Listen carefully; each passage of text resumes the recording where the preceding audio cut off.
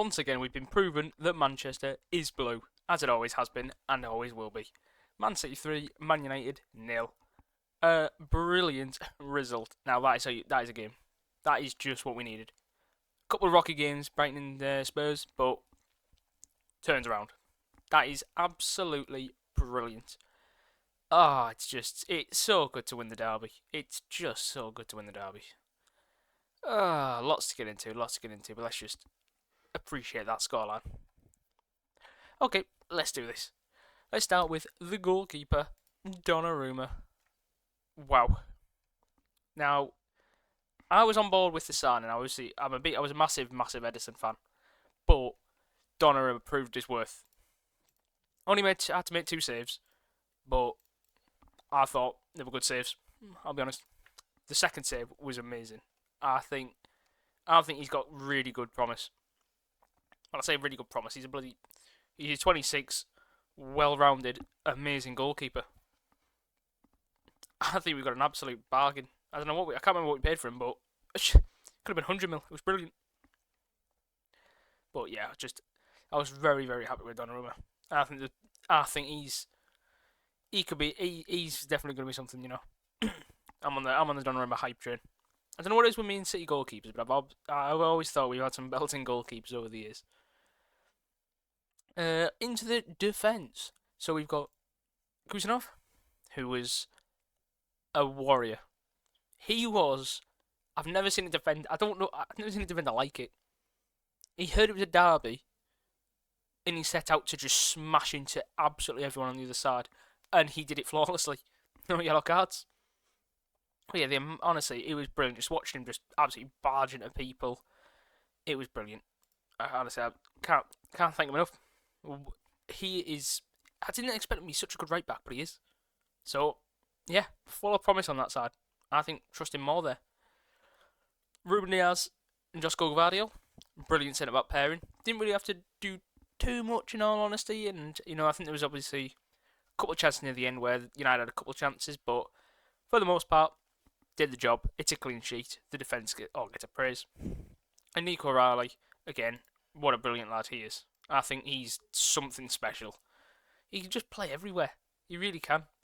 I absolutely love the lad. What a guy. I forget he's 20 as well. I keep thinking he's only 18, bless him. But what a guy.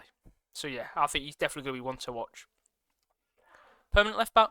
Who knows? But he's a brilliant player. Very, very happy. Rodri in the middle. Well, what can I say? It's Rodri. He was obviously off it a little bit, but he's come back from one of the most excruciatingly painful and worst injuries that you can have as a footballer. So, give him a couple of months. Minimum. But yeah, so a little bit sloppy here and there, but it's Rodri. He's still class. He still dictates the tempo. That's all you need. Jeremy Doku. The Jeremy Doku that we saw in the qualifier, the qualifiers and the international break has brought it into here. 2 assists, does what he does best, flies past people and gets the ball in the box. And he's actually found his man. And look what he can do. Genius player. Phil Foden, again, the star boy, the one and only. Philip Walter Foden scores in the derby against the team he hates the most. What more can you ask for? Absolutely stunning. Love the lad. So yeah, round of applause for Phil. Tierney Reinders, again, I think he was decent. If he'd scored at the end, it would have been absolutely flawless. But again, you can't have everything. It was tight. It was really was tight. Last minute pulled away. And he should have scored. And to be fair, he should have scored his other chance. But I mean, that's the difference between a player like him and Kevin De Bruyne. I know it's a big comparison, but I just mean like in any other day where he played, that's where Kevin would have started. And like Kevin probably does finish one of those chances. But again, that's Kevin De Bruyne. So for Reinders, absolutely sensational anyway. So I think he's still a really, really good signing, and he's got more to come. Bernardo Silva, again, a bit of a. Ooh, I don't like that start. Jeez, I'm not a stat man, but successful dribbles 0 out of 5, ground duels 3 out of 30. Again, his stats. Don't trust the stats. Well, first half he was a little bit eh. Second half, I thought he was his classic Bernardo self. I do wish he still like had the. He didn't seem as feisty. I used to love when he just kick out with like the shins of people and stuff like that, and just be an absolute bastard. That's what he's meant to be. I want him to do that more. Just try and be a tit for the other team. And then, of course, the man himself. Do I even need to say anything? It's Erling Haaland. I feel like I'm just talk. I feel like I'd just be saying the stuff that everyone else says. The man's a genius. The man is a genius. 2 goals against Manchester United. Thank you, Erling Haaland. So yeah, 3 goals from the City fans. Gotta love it. And then the players that came on, not really too much impact by that point in the game. Nico, Savino, Oscar, Nathan. Just got to see him on the pitch. That's all I can say. And a 5.3 for Harry Maguire, which is the lowest score of any outfield player. Nicely done, Harry. But yeah, winning the derby is just always something special. And I love the way we play, I'll be real. Look at the possession stats. They dominated the possession 55 to 45, which meant we were able to have those counter-attack moments like Reiner's through, Haaland's goal. I think we played them like a fiddle. Pep let them have the ball. Instead of us having like 70% possession, but then we just sideway pass it and then we lose 1-0.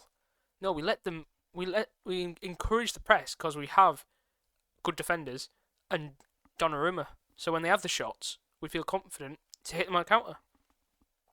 So I'm interested to see. It feels like there is a shift in the tactics where almost we allow the pressure and we almost switch into more counter-attacking sides, sort of like what Liverpool do a bit more.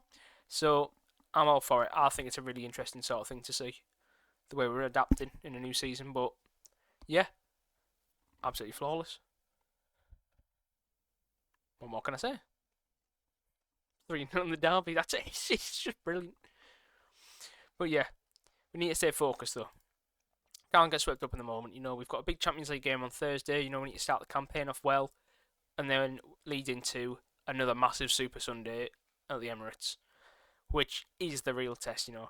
Beating the team that came 15th in the league last year 3-0.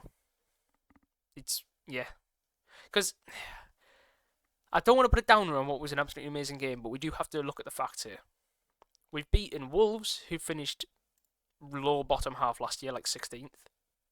And we've beaten the team that finished 15th. And the teams that we lost to were 2 top half teams. So we've played 2 top half teams, 2 bottom half teams.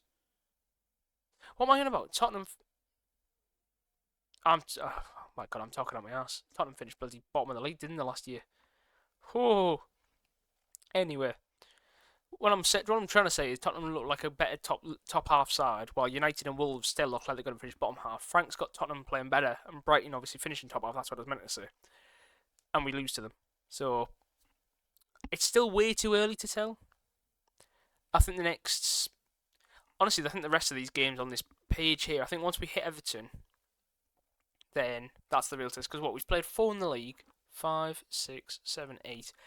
8 league games, and then a couple 2 Champions Leagues and a cup game. That's when I think we can sort of try and gauge where we're at. But again, it's way too early to tell. But bring it on. That's all I can say. Kevin De Bruyne at the Etihad on Thursday. It'll be good to see him. But let's look forward to the game. Come on, City.